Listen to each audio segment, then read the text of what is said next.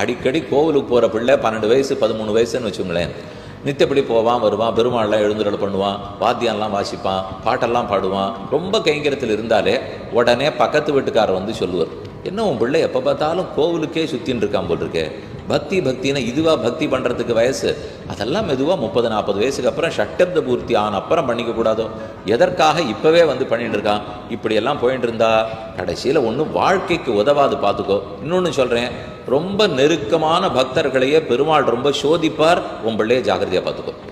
இப்படின்னு பக்கத்து வீட்டுக்கார ஒருத்தர் சொல்லிட்டு போயிட்டா நம்ம ஏற்கனவே தவிச்சுன்னு இருக்கோம். இது போரா குறைக்கு அவர் வேற குழப்பிட்டு போனார்னால் இருக்கிற உறுதியும் போயிடும். அதனால் அந்த உறுதி போகிறதுக்கு வேற யாரும் வர வேண்டாம். நம்ம ரொம்ப நல்லவர்கள் வேண்டியவர்கள்னு நினைச்சுட்டு இருக்கிறவர்களே போரும், விரோதிகள் வரவே வேண்டாம். அவர்களும் நல்லெண்ணத்தில் தான் சொல்லுவா, ஆனால் அறியாமையாலே பேசி விடுவார்கள். இந்த சமயத்தில் என்ன செய்யலாம்னால் அதுக்குத்தான் ராமானுஜர் முதல்ல மகாலட்சுமி திருவடிகளை பற்றுகிறார்.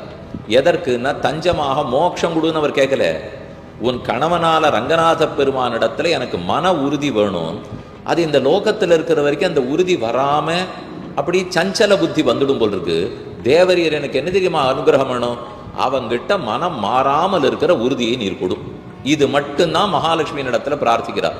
இப்படி என் சொன்ன இந்த சூர்ணிக்கை முழுவதுமே மோட்சத்தை கேட்டு லக்ஷ்மியே சரணம் போகிறேன்னு அவர் சொல்லலை. அசரண்ய சரண்யாம் அனன்ய சரணா சரணமகம் பிரபத்தியே, வேறு புகலிடமற்றவனான அடியேன் தேவரீரையே புகழாக பற்றுகிறேன். ஸ்ரீரங்கநாச்சியார் நிமிர்ந்து பார்த்து, எதற்கு என் திருவடிகளை பற்றுகிறீர்னு கேட்டாள். அடுத்து தேவரீர் பர்த்தாவினிடத்தில் போய் சரணாகதி பண்ண போகிறேன், அப்போ அவர் திருவடிகளில் எனக்கு உறுதி மாறாமல் இருக்கணும். உறுதி இருந்துடுத்துனாலே அவர் வேலையை பண்ணிடுவார்னு எனக்கு தெரியும். ஆனால் எங்கிட்ட இருக்கிற குறையை பார்த்து தான் எனக்கு பயமாக இருக்குது. அவர்கிட்ட குறை இல்லை, நான் உறுதியோடு இருந்தால் அவர் நிச்சயம் பண்ணிடுவார், அவர் நிச்சயம் பண்ணிடுவார்ங்கிற உறுதி எங்கிட்ட இல்லை. அந்த உறுதியை மட்டும் தேவரீர் கொடுக்கணும்னா இதுதானே தைரியம். மற்ற தைரியம் எல்லாம் இருக்கட்டும், பெருமான் திருவடி ஒன்று தான் நமக்கு உபாயங்கிற தைரியம். அந்த தைரியத்தை நமக்கு கொடுக்கிறபடியால் தைரியலக்ஷ்மி.